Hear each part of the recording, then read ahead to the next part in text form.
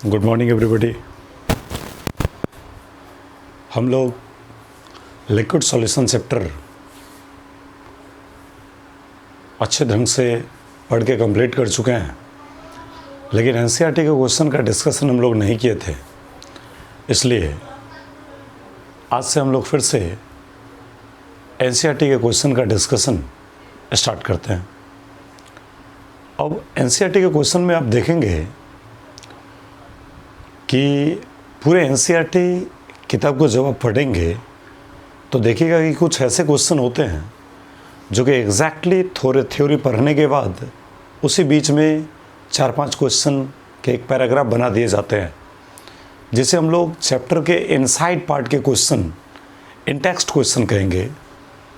और फिर जब सारे थ्योरी ख़त्म हो जाते हैं तो सारे थ्योरी के ख़त्म होने के बाद फिर से एनसीईआरटी के चैप्टर के एंड में जो क्वेश्चन होते हैं उसे हम लोग एनसीईआरटी का एक्सरसाइज का क्वेश्चन कहेंगे। तो पहले हम लोग इन टेक्स्ट क्वेश्चन को देखेंगे, उसके बाद एक्सरसाइज के क्वेश्चन पे चलेंगे। तो आइए लिक्विड सॉल्यूशन के कुछ इन टेक्स्ट क्वेश्चन हम लोग इस वीडियो में कंप्लीट अध्ययन करेंगे। हमारा पहला क्वेश्चन क्या कहता है, ध्यान दीजिएगा। पहला क्वेश्चन यही रहा, ये देखिए क्वेश्चन बता रहे हैं ना, देखिएगा।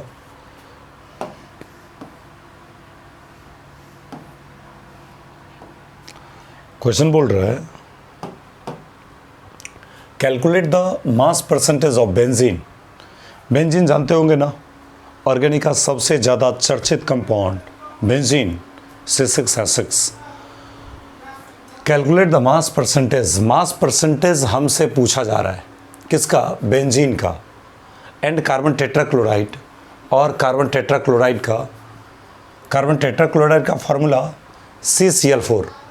If 22 gram of benzene is dissolved in 122 gram of carbon tetrachloride. Benzene और कार्बन टेट्राक्लोराइड, इन दोनों ही कंपाउंड को मिला करके एक सॉल्यूशन तैयार किया गया। उसमें कितना मात्रा में बेंजीन है? तो 22 ग्राम बेंजीन है और 122 ग्राम कार्बन टेट्राक्लोराइड है। आप ऐसे सोचिए ना, ये हमारा बड़ा सा बर्तन है। इस बर्तन में इधर से 22 ग्राम हमने क्या डाला? बेंजीन डाला, यानी C6H6 दिया। और इधर से 122 ग्राम कार्बन टेट्राक्लोराइड CCl4 डाला, और दोनों को मिक्स करके हमने एक मिक्सचर तैयार किया, या आप बोले ऐसे कि सॉल्यूशन तैयार किया।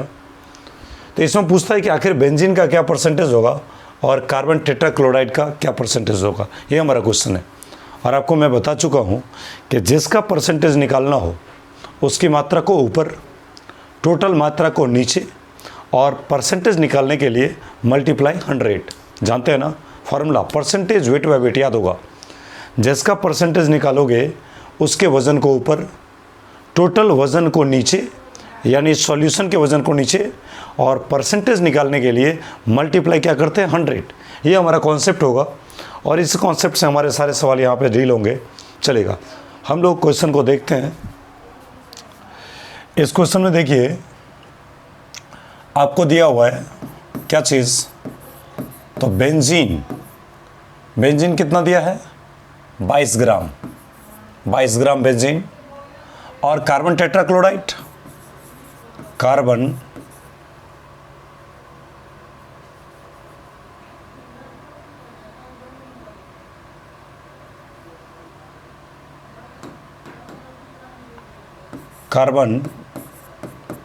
टेट्राक्लोराइड, इसका मात्रा दिया हुआ है 122 ग्राम। अब बोल दीजिए, बेंजीन दिया है 22 ग्राम और कार्बन टेट्राक्लोराइड दिया है 122 ग्राम। इन दोनों को मिला करके बोलिए सॉल्यूशन कितना तैयार होगा? 22 और 122 कितना? 144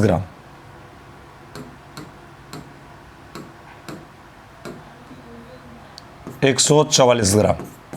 बताइए बेंजीन दिया है 22 ग्राम, कार्बन टेट्राक्लोराइड दिया है 122 ग्राम, और इन दोनों को मिलाया तो हमारा सॉल्यूशन बन गया 144 ग्राम। अब बेंजीन और कार्बन टेट्राक्लोराइड का परसेंटेज हमसे पूछता है, तो देखिए कैसे बनेगा। बोलिए, बेंजीन का परसेंटेज अगर निकालना हो, तरीका क्या होता है बनाने का।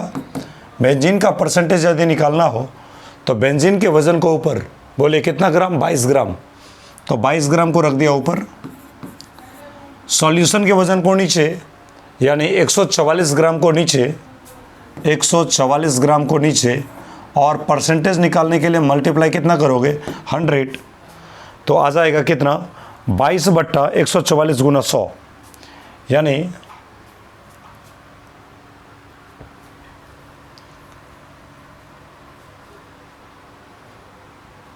22/144 गुना 100। इसको जब सॉल्व कीजिएगा तो आ जाएगा कितना, आंसर इसका आएगा 15.28। इसको सॉल्व करने पे बेंजीन का परसेंटेज जब हम निकालेंगे तो इसको सॉल्व करने पाएगा 15.28।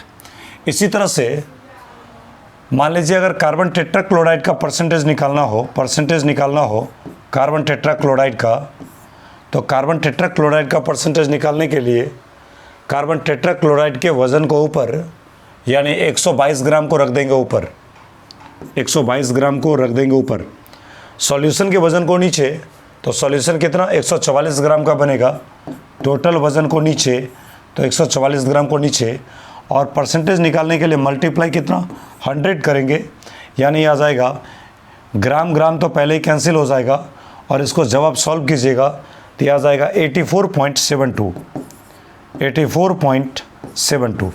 ऐसे भी आप जानते हैं कि दो चीज़ों का बना हुआ शरबत है, या सॉल्यूशन है या मिक्सचर है, बेंजीन का और कार्बन टेट्राक्लोराइड का, जिसमें बेंजीन का परसेंटेज है 15.28, तो दूसरे अवयव का परसेंटेज कितना होगा, तो 100 में से पहले वाले को घटा देंगे तो ये दूसरे वाले का परसेंटेज निकल के आ जाएगा।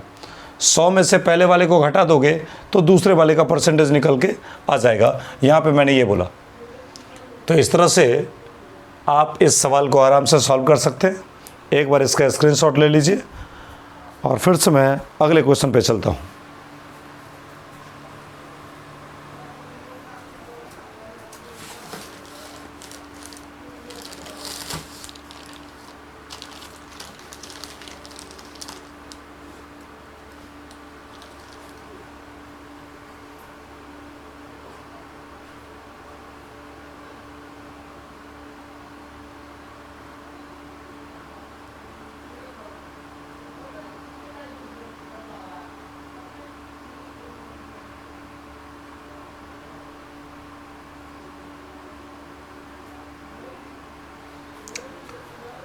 अब हमारा अगला क्वेश्चन है इन टेक्स्ट का।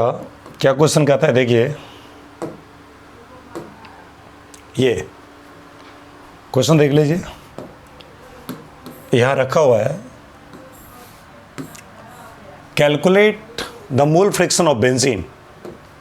Calculate the mole fraction of benzene. Benzene का मोल फ्रैक्शन पूछता है। बड़ा आसान सा सवाल है। कंटेनिंग, जिसमें क्या है 30% बेंजीन है by mass in carbon tetrachloride.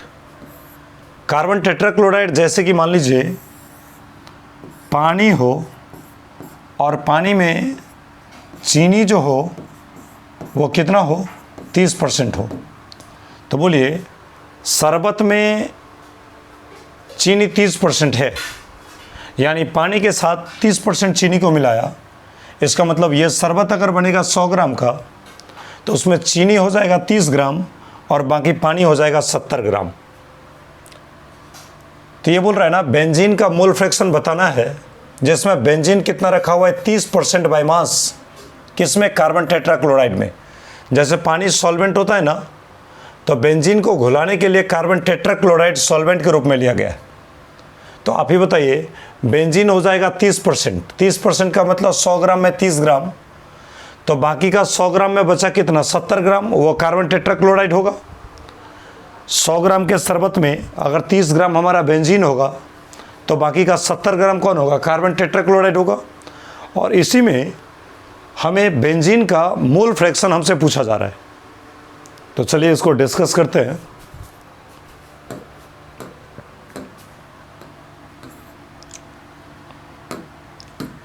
ये देखो, बताइए बेंजीन का वजन कितना हो गया? 30 ग्राम। बेंजीन हो जाएगा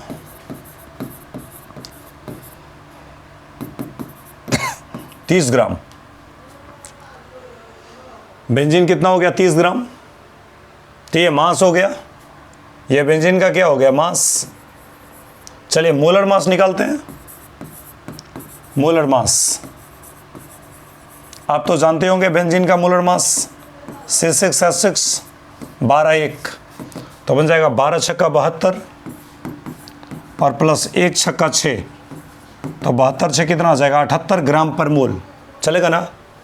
तो बोलिए मोल निकालने के लिए क्या जानते हैं? मोल अगर बेंजीन का निकालना हो तो मोल निकालने के लिए हम लोग जानते हैं मास बट्टा मोलर मास।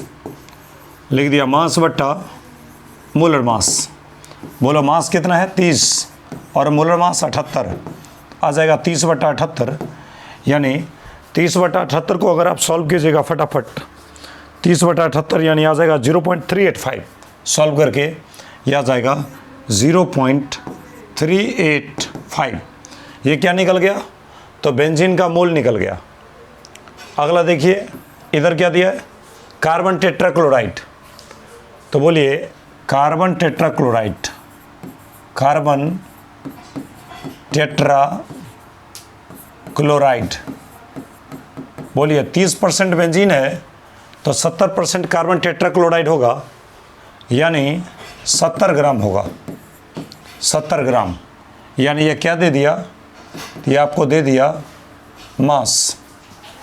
चलिए मोलर मास की अगर बात हो, मोलर मास की अगर बात हो तो कार्बन टेट्राक्लोराइड का मोलर मास क्या होगा? देख लो 12 और क्लोरीन का होता है 35.5, तो जोड़ जार के कितना होगा? देखिए तो 12 × 12 प्लस 35.5 का, तो 35.5 दूना 71 और 71 दूना 142, तो आ जाएगा 142। तो बोलिए कितना हो जाएगा? 154 आ जाएगा ग्राम पर मोल में। तो मास पता है और मोलर मास पता है, तो कार्बन टेट्राक्लोराइड का मोल भी तो निकल सकता है। अब बोलिए मोल बराबर क्या होता है? मास बट्टा मोलर मास। तो मास है 70 ग्राम और मोलर मास है 154 ग्राम पर मोल। तो ग्राम ग्राम कट गया, मोल ऊपर चला गया, 70/154, यानी इसको जब सॉल्व कीजिएगा तो आ जाएगा 0.455। इसको सॉल्व करने पे 0.455 ये आ जाएगा। देखिए तो बेंजीन का मास दिया है 30 ग्राम।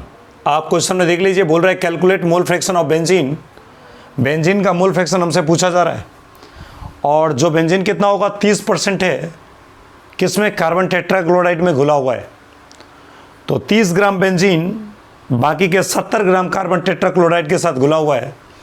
तो बेंजीन हो गया 30 ग्राम, मोलर मास हो गया 78। तो मोल निकालने के लिए मास बट्टा मोलर मास 30/78, यानी सॉल्व करने पे आ गया 0.385।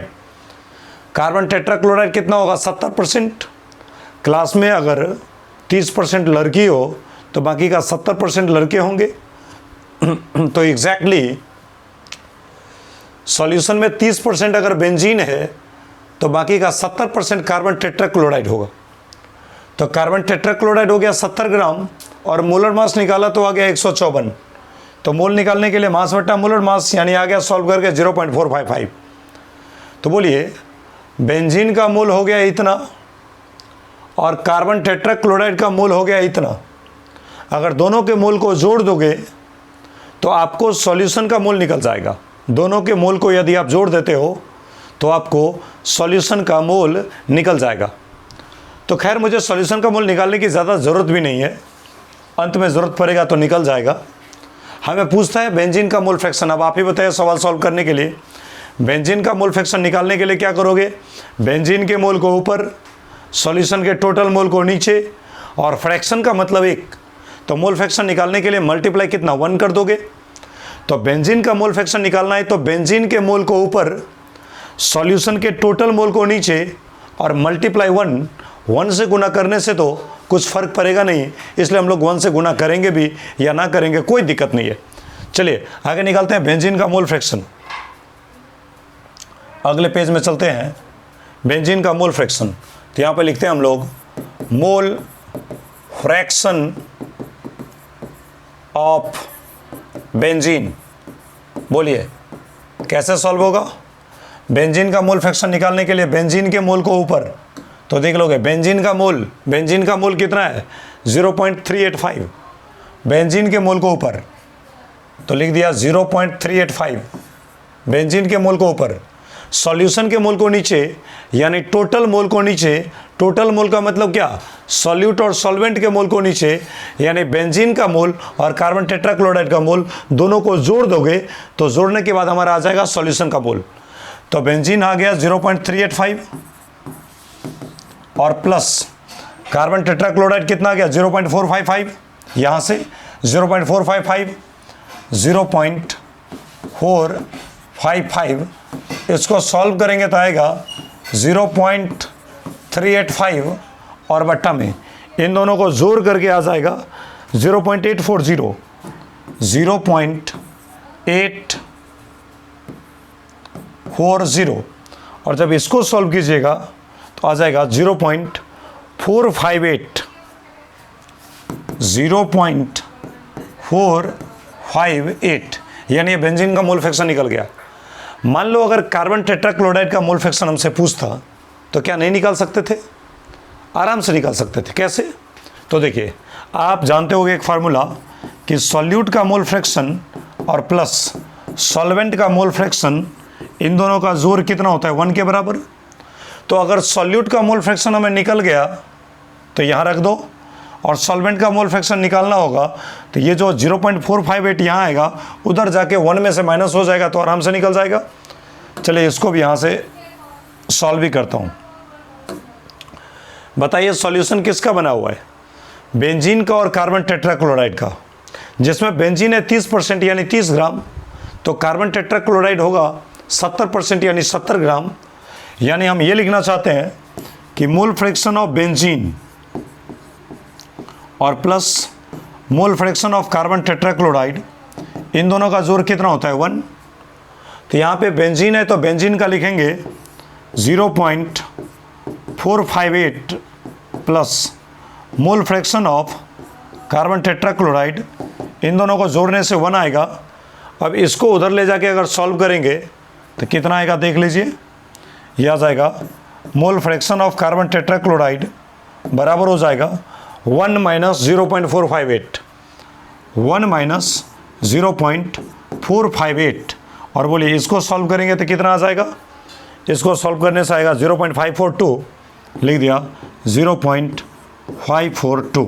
खैर हमसे बेंजीन का मोल फ्रैक्शन पूछता है, हमने बता दिया। एक बार इसको ढंग से देख लीजिए क्या बता रहे हैं। बोल रहे हैं एक सॉल्यूशन बना है बेंजीन का जिसमें बेंजीन रखा गया है 30% बाय मास यानी ग्राम के दृष्टिकोण से। एक बेंजीन और कार्बन टेट्राक्लोराइड का सॉल्यूशन बना है जिसमें बेंजीन 30% है, तो बाकी का कार्बन टेट्राक्लोराइड कितना होगा 70%।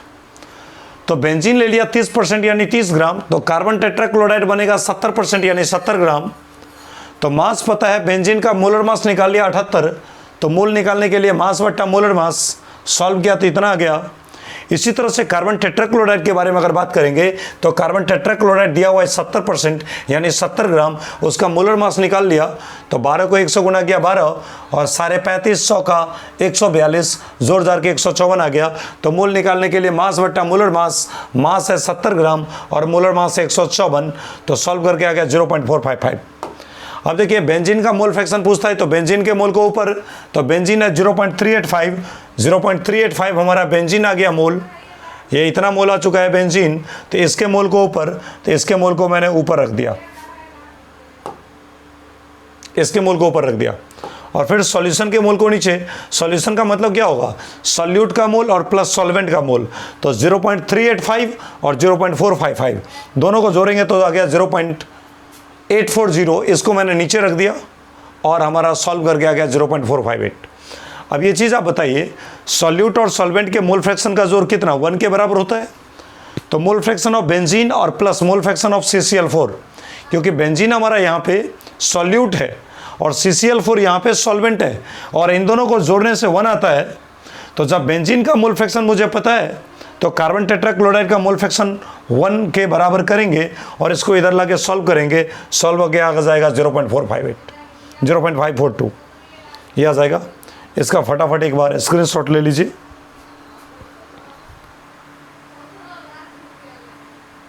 ये अगले पेज का ले लीजिए ऐसे।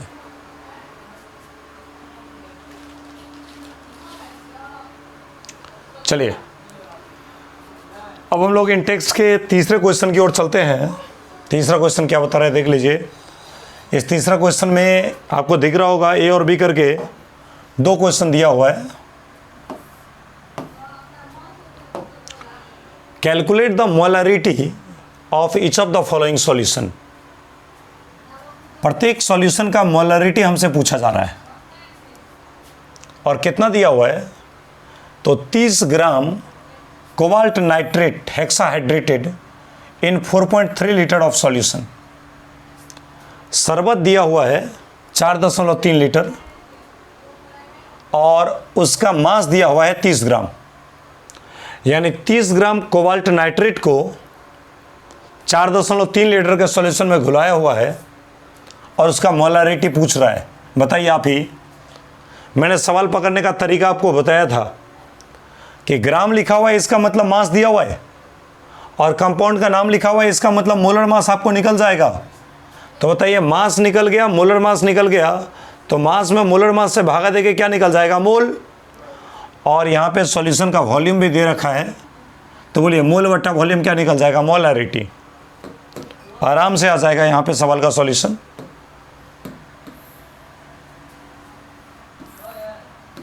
ये देखिए, बोलिए इस सवाल को अगर हम लोग सॉल्व करना शुरू करें तो मास दिया है 30 ग्राम, लिख दिया मास बराबर 30 ग्राम। मोलर मास लेंगे इसका, मान लीजिए मोलर मास, तो मोलर मास कितना आएगा CONO3 का होल 2 डॉट 6H2O। ये हमारा कंपाउंड है, इसका मोलर मास निकालना है। आपको याद होगा कोबाल्ट का 2759 मास नंबर 59 होता है, नाइट्रोजन का 14, ऑक्सीजन का 16 और पानी का हाइड्रोजन का 1, ऑक्सीजन का 16। इसको अगर आप सॉल्व कीजिएगा तो देखिए 59 को 1 से गुणा करेंगे तो 59 प्लस 14 को 1 से गुणा करेंगे तो 14 और ये नाइट्रोजन 2 बार आएगा तो 14 दूनी 28 हो गया, प्लस 16 तिया कितना 48 और 48 दूना 96, तो यहाँ पे 96 आ गया। और प्लस हाइड्रोजन का 1 दूनी 2 और ऑक्सीजन का 16 का 16, तो 16 को 1 से गुणा किया 16 और 1 दूनी 2, तो 16 और 2 कितना होगा 18 और 18 बार ये पानी का मोलर मास है और ये पानी कितनी बार है 6 बार, तो 18 छक्का 108 जोड़ के आ जाएगा 108। इसको जब आप सॉल्व कीजिएगा तो 8 6 14, 14 8 22, 22 9 31 का 1, अच्छा 5 2 7 9 16, 16 3 19, 19 1 और 1 यहाँ पे है तो 291 आ जाएगा। चलिए मास पता है, मोलर मास पता है, तो बोलो मोल बराबर क्या होगा। मोल बराबर आ जाएगा मास और बट्टा में क्या मोलर मास, ये होगा ना। मोल बराबर क्या होता है फार्मूला, मास बट्टा मोलर मास। मास है 30 ग्राम, 30 ग्राम और मोलर मास 291 ग्राम पर मोल, यही निकला है ना। तो बोलिए मास में मोलर मास से भागा दोगे तो मोल निकल जाएगा, तो आ जाएगा 291 ग्राम पर मोल, तो नीचे का मोल ऊपर चला जाएगा। अब ग्राम ग्राम कैंसिल हो गया तो आ जाएगा 30 बट्टा 291 मोल आ जाएगा। अब बोलिए वॉल्यूम कितना दिया हुआ है 4.3 लीटर ऑफ सॉल्यूशन, तो शरबत का वॉल्यूम यहाँ पे दिया हुआ है 4.3 लीटर, ये देखिए, तो बोलिए मोलारिटी निकालने के लिए आपको फार्मूला पता होगा ना, क्या जानते हैं? मोलारिटी निकालने के लिए सॉल्यूट के मोल को ऊपर, तो सॉल्यूट का मोल कितना आ जाएगा? 30/291, 30/291, 30/291 सॉल्यूट के मोल को ऊपर, और सॉल्यूशन के वॉल्यूम को नीचे, वो भी लीटर में चाहिए। तो आप देख लीजिए ना, लीटर में कितना है? 4.3 लीटर, लिख दिया 4.3 लीटर।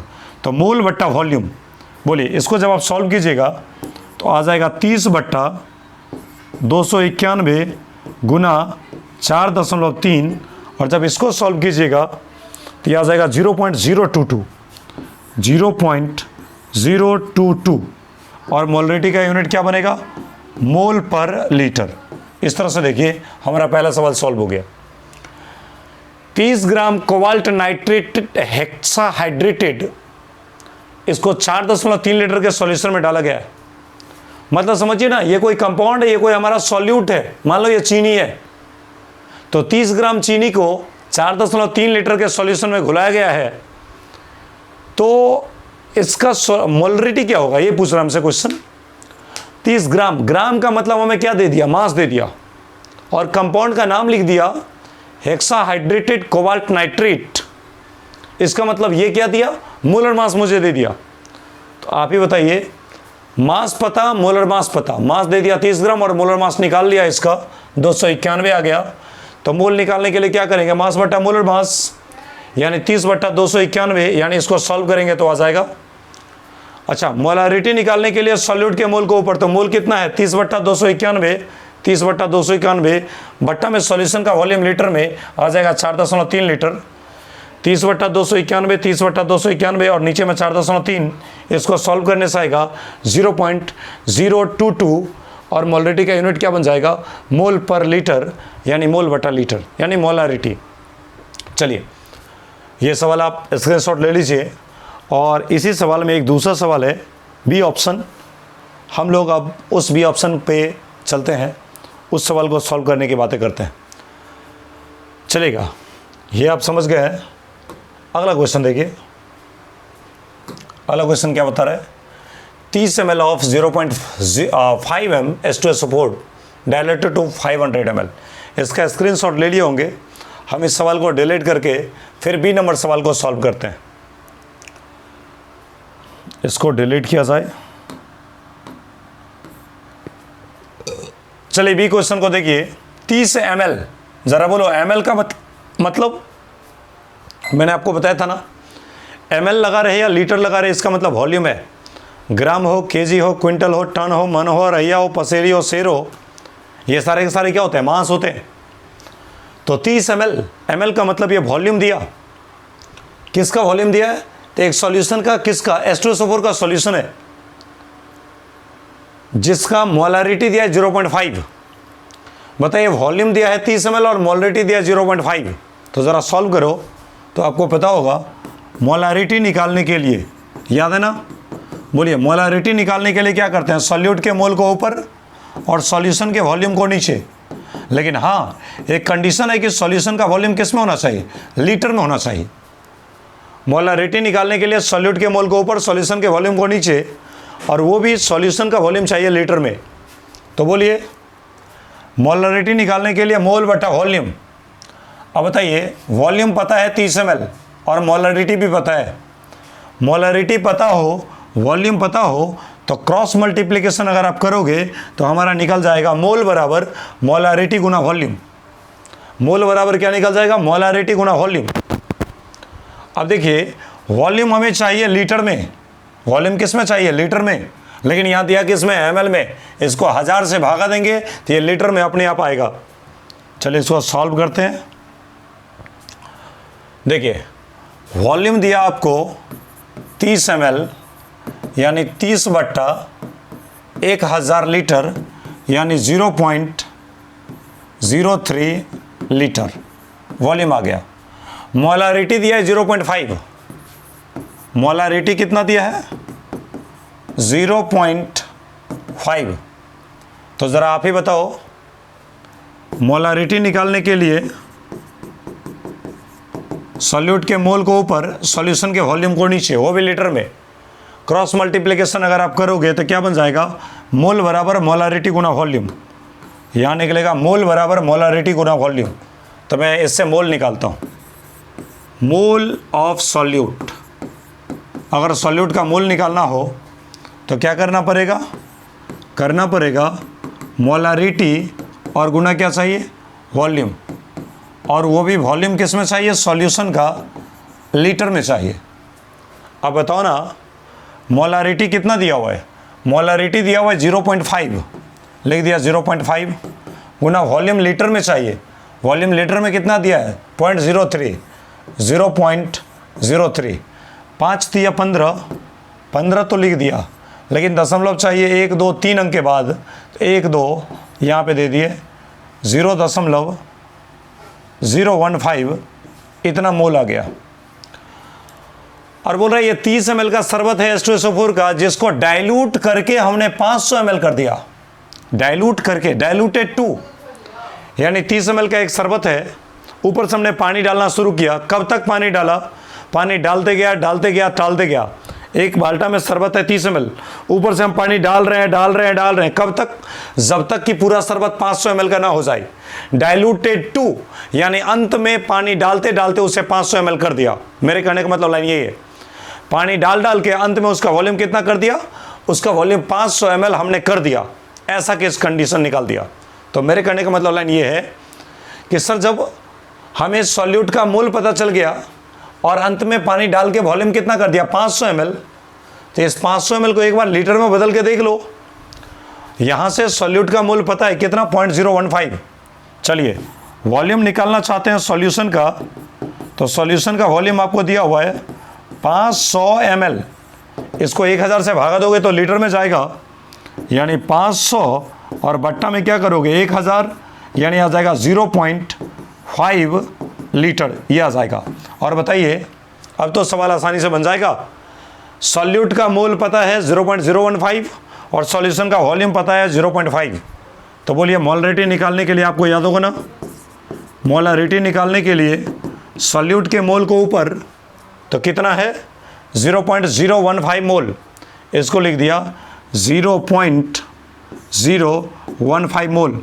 सॉल्यूशन के वॉल्यूम को नीचे लीटर में कितना, 0.5 लीटर, तो नीचे में लिख दिया 0.5 लीटर। अब देखिए, इसको जब सॉल्व कीजिएगा ना तो यह आ जाएगा 5 या 15, यानी आ जाएगा 0.03। और मोलारिटी का यूनिट क्या बनेगा, मोलारिटी का यूनिट बन जाएगा मोल पर लीटर। ये आपका सवाल सॉल्व हो गया। देखिए, मैंने क्या किया, एक शरबत है 30 ml का, जिसका मोलारिटी है 0.5। 30 ml का मतलब वॉल्यूम हो गया 30 ml, यानी 30/1000, यानी 0.03 लीटर, और इसका मोलारिटी दिया 0.5। तो बोलिए, मोलारिटी बराबर मोल बट्टा वॉल्यूम, क्रॉस मल्टीप्लिकेशन करेंगे तो मोल ऑफ सॉल्यूट बराबर मोलारिटी गुना वॉल्यूम। मोलारिटी है 0.5 और वॉल्यूम है 0.03, तो मोलारिटी को वॉल्यूम से गुना करो तो आ जाएगा 0.015 मोल। सॉल्यूशन का वॉल्यूम दिया हुआ है 500 ml, अंत में पानी डाल के 500 ml किया तो 500 ml कर दिया, 500/1000 यानी 0.5 लीटर। तो मोल आ गया 0.015 और वॉल्यूम आ गया 0.5 लीटर। सॉल्व किया मोलारिटी, तो मोलारिटी निकालने के लिए सॉल्यूट के मोल को ऊपर, सॉल्यूशन के वॉल्यूम को नीचे, और वो भी सॉल्यूशन का वॉल्यूम चाहिए लीटर में। इस तरह से आप 3 नंबर क्वेश्चन देख लिए, इसका स्क्रीनशॉट ले लीजिए।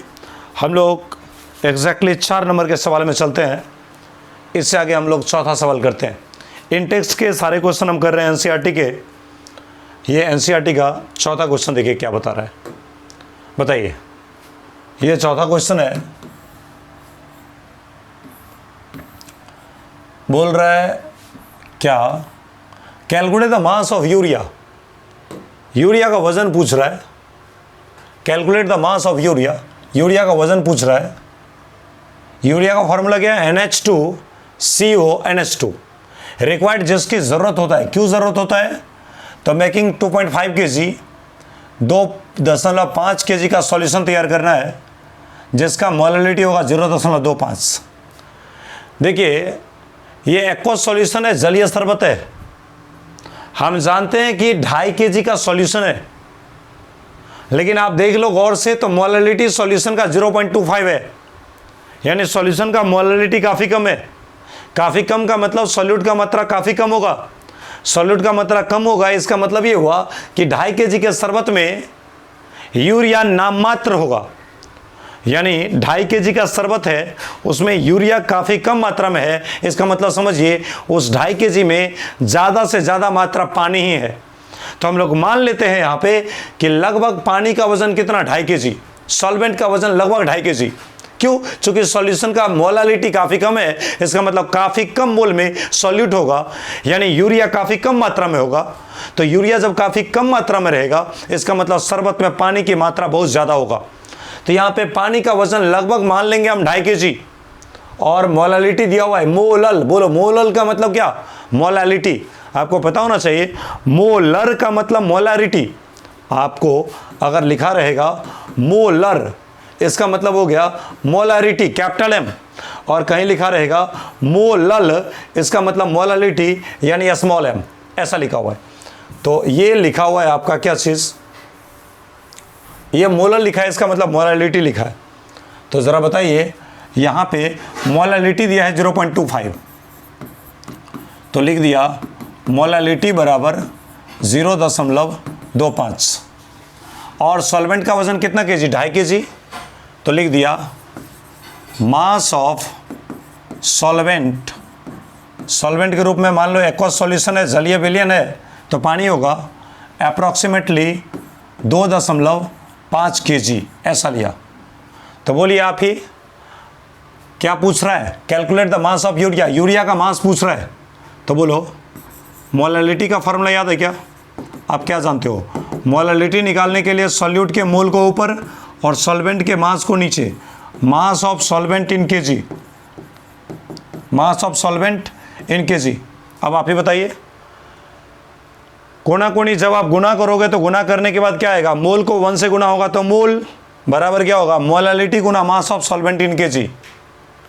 तो मोल निकालने के लिए मोलालिटी को सॉल्वेंट के मास से गुना करो। तो देखिए मोलालिटी भी दिया हुआ है और सॉल्वेंट का मास भी दिया हुआ है, तो कोना कोनी गुना करोगे तो निकल जाएगा क्या चीज़, मोल। तो मोल निकालने के लिए मोलालिटी को सॉल्वेंट के मास से गुना करेंगे, कोना कोनी गुना करो तो मोल ऑफ सॉल्यूट बराबर molality Guna mass of solvent in kg, ये लिखा। तो यहाँ से हम लोग बनाएंगे इसको ऐसे, मोल ऑफ सॉल्यूट बराबर molality Guna mass of solvent, किसमें, kg में, ऐसा लिखेंगे।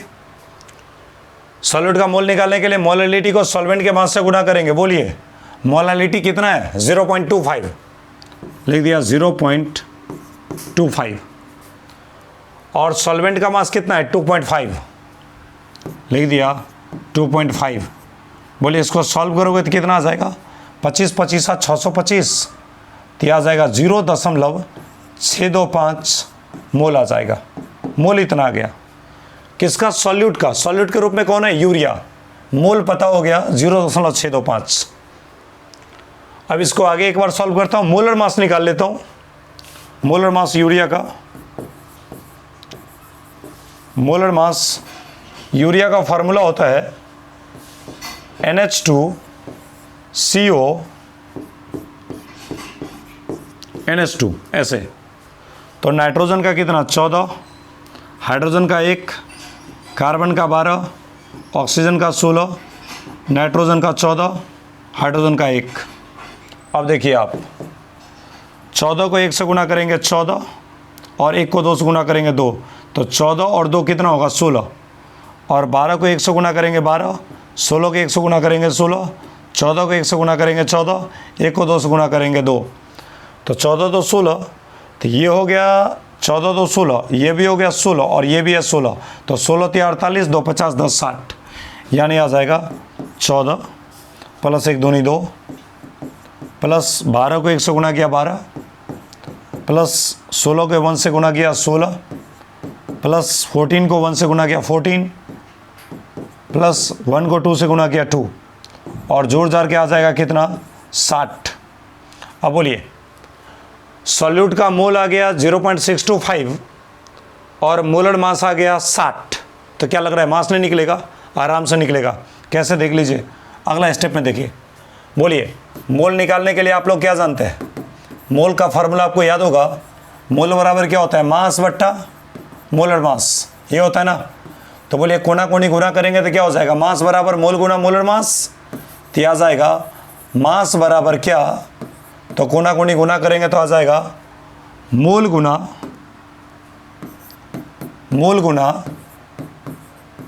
Molar mass. अब देख लीजिए मोल कितना आएगा?